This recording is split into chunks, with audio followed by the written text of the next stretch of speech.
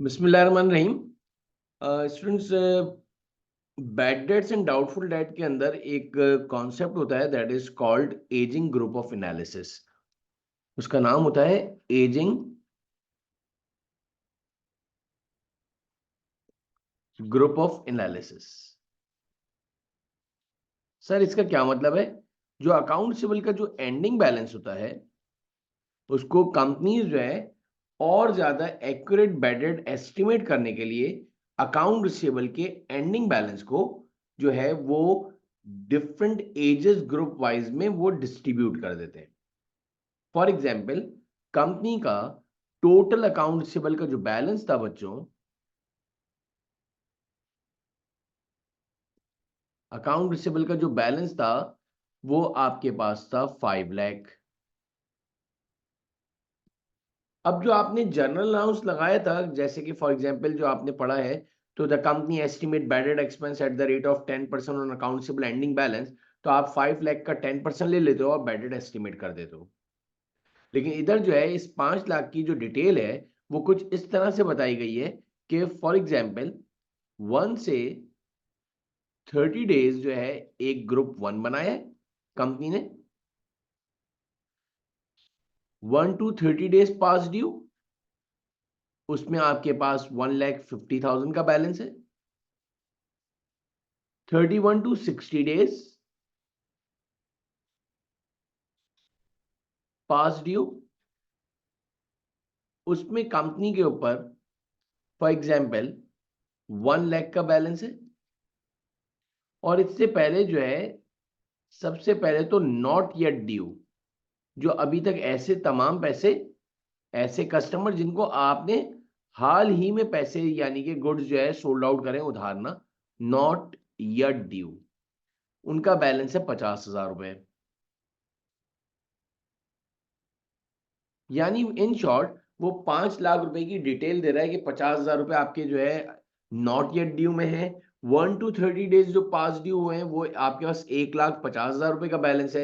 31 to 60 days जो पास due हैं उनका बैलेंस 1 लाख रुपए है। और 61 to 90 डेज जो पास ड्यू हैं उनके ऊपर जो आपका बैलेंस है, वो जो कस्टमर जिनको तकरीबन तकरीबन 3 महीने हो गए उधार दिए हुए लेकिन अभी तक पैसे हमें रिसीव्ड नहीं हुए, या उनकी तरफ जो है बैलेंस जो है वो है, तो वो आपके पास ये आपके 1.5 2 3 लाख 75,000 आपके पास जो है इसका बैलेंस हो गया। और ओवर 90 डेज यानी कंपनी ने जो है वो तकरीबन 1 2 3 4 5 ग्रुप्स जो है वो अलग अलग डिफरेंट बना लिए। ओवर 90 डेज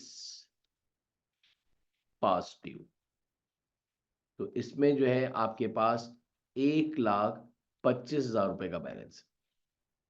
यानी आपके पास अकाउंट रिसीवेबल का जो एंडिंग बैलेंस था बच्चों, जो क्या होगा 5 लाख रुपए था, उस 5 लाख को इन्होंने बाइफिकेट कर दिया डिफरेंट ग्रुप्स में, जिसमें आपके पास ग्रुप 1 में जो है, I mean to say that, जो है वो नॉट येट ड्यू हो गया, ग्रुप 1। ग्रुप 2 जो है 1 to 30 डेज पास ड्यू हो गया। ग्रुप 3 जो है 31 to 60 डेज हो गया। ग्रुप 4 जो है आपके पास 61 to 90 डेज हो गया। और ग्रुप 5 जो है वो आपका ओवर 90 डेज हो गया। और अगर आप इसको ऐड करेंगे तो आपका 3 4 और 5 लाख रुपए हो गया। अब कंपनी जो है वो डिफरेंट डिफरेंट, जितना पुराना उधार हो गया होगा कंपनीज जो है इतनी बड़ी परसेंटेज जो है उसके ऊपर अप्लाई करती होगी। तो कंपनी ने जो आपके पास, यूं समझ लें कि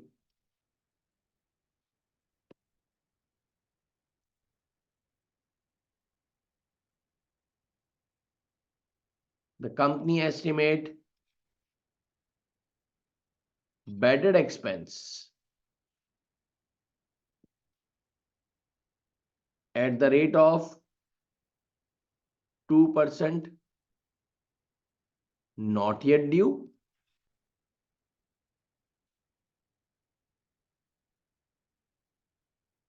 5% ग्रुप 1, उन्होंने परसेंटेज भी अलग अलग बता दिए, 10% ग्रुप 2, 20%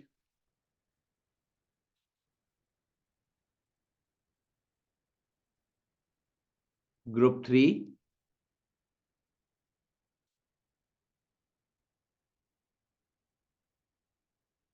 30% ग्रुप 4 एंड 50% ग्रुप 5।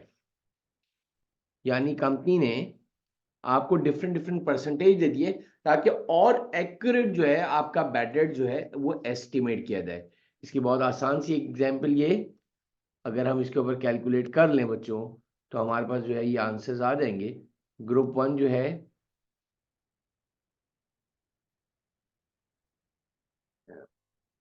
50,000 रुपये उसका बैलेंस था। ग्रुप 2 पे आपके पास 150, ग्रुप 3 पे 1 लाख, ग्रुप 4 पे आपके 30%, और परसेंटेज आपको सारी दी हुई है। 75,000 का हम 30% ले लेंगे। और ग्रुप 5 पर जितने ज्यादा पुराने उधार हो गए इतनी कंपनी ने परसेंटेज भी ज्यादा अप्लाई करी है। ये मैनेजमेंट डिसाइड करती है कि कितनी परसेंटेज जो है वो अप्लाई करनी है। और इस पे आपने 2% लिया, इस पे आपने जो है 5% लिया, इस पे आपने 10% अप्लाई करा, देन 20 एंड 30%। तो ये आपके पास जो है एस्टिमेटेड बैड डेट एक्सपेंस आ गया। अगर कंपनी का अलाउंस फॉर बैड डेट का कोई ओपनिंग बैलेंस दिया होगा तो हम अलाउंस फॉर बैड डेट का ओपनिंग बैलेंस रख देंगे। फॉर एग्जांपल 50,000 रुपये का हमने जो है सबसे पहले 2% ले लिया, यह आ गया आपका 1,000। 1,50,000 रुपये पे आपने 5% लिया, दैट इज 7,500। 1 लाख का 10% आपने लिया, 10,000 हो गया। 75,000 का आपने 20% लिया, दैट इज 15,000। और 1,25,000 का आपने 30% अप्लाई करा, दैट इज 37,500। 2, 5, 10, 20, 30, 50,000, 1,50,000, 1,75,000।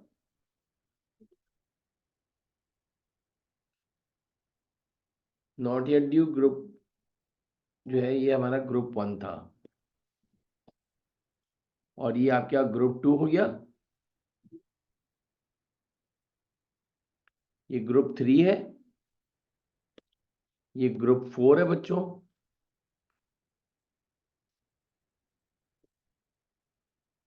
और 30% आपका ग्रुप 5 हो गया बस। तो हमने जो है ये परसेंटेज ले लिया। नॉट येट ड्यू जो है हमारा वो ग्रुप 1 था बच्चों।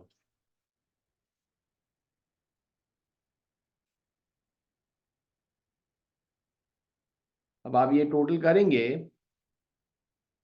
तो आपके पास ये estimated bad debt expense charge हो गया।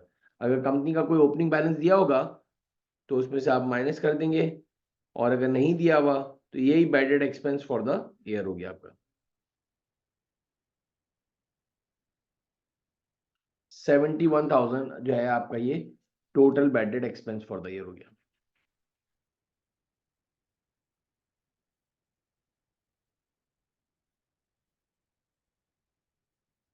यही आपका इनकम स्टेटमेंट में जाएगा। एंट्री पास होगी bad debt expense debit,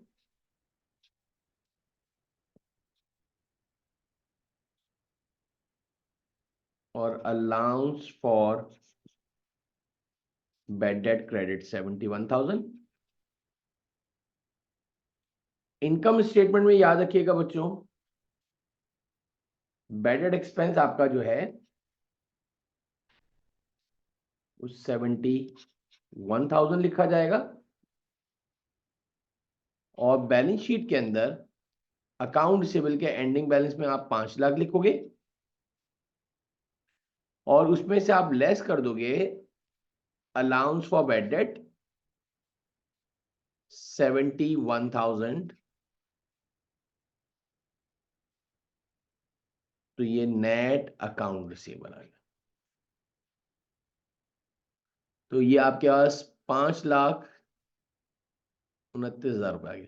hopefully आपको समझ में आ गया होगा। आप लोग बहुत ख्याल रखिएगा, इंशाल्लाह नेक्स्ट क्लास में इससे आगे बात करेंगे। Thank you.